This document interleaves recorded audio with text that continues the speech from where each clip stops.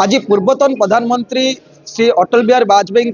जन्मदिवस अवसर में आज छत्रपुर विधायक कृष्णचंद्र नायक महोदय आज छत्रपुर उपखंड चिकित्सालय बुली रोगी को देखी फल बंटन कर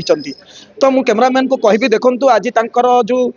सदस्यों सांगे मिसी आसी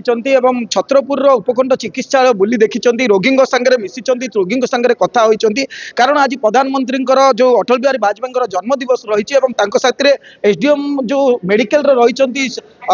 भारप्राप्त सुपरिटेडेंट रही तो आम आलोचना करवा विधायक जे से माने रोगी को मिसिले और रोगी को केते खुशी अनुभव कले आज देखंतु पूर्वतन प्रधानमंत्री अटल बिहारी वाजपेयी जन्मदिन उपलक्षे आज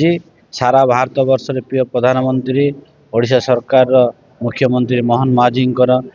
सेमानंकर निर्देश रे आज सारा राज्य रे आज भारत रत्न अटल बिहारी वाजपेयी प्रतिमूर्ति उद्घाटन भी होती मनमोहन सामल करती आम छतरपुर मेडिकल रे पाखापाखि भारतीय जनता पार्टी रो सरपंच पूर्वतन सरपंच एडवोकेट भारतीय जनता पार्टी रो नेता माने आम सब एकजुट होगी छतरपुर शहर भितर जो मेडिकल अच्छी से मेडिकल को जो भली प्रधानमंत्री जन्मदिन उपलक्षे आम जाई समस्त पाख मेडिकल रोगी मान पाख जाई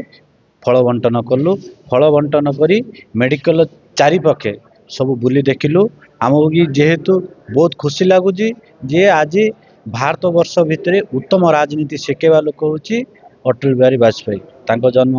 उपलक्षे आम सब आज एकजुट सर कौन कहे विधायक आज छत्रपुर उपखंड चिकित्सालय आज एक खुशी दिन आम प्रिय विधायक आछंती एवं तांको दलर सदस्य मानक नहीं सी रोगी मान फल बंटन कले बहुत भल आत्मीय स्वजन भली से कथा जहाँ देखिली सी खुशी अनुभव कले पेसेंट मैंने भी खुशी अनुभव कले निश्चय भाव में शुणुले विधायक मतव्यक्त करुँचे अटल बिहारी वाजपेयी भारत रत्न जो प्रतिमूर्ति आज मनमोहन सामल जो उद्घाटन अवसर होती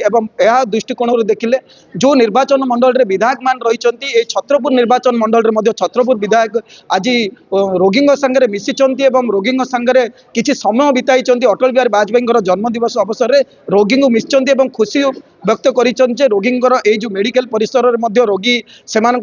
खुशी होती सी आज दिन को बहुत आडंबर सहित पालन करुँच रोगी गहन में बिताई से बहुत खुशी अनुभव कर छत्रपुर सुधीर कुमार नाथ रिपोर्ट एमबीसी न्यूज।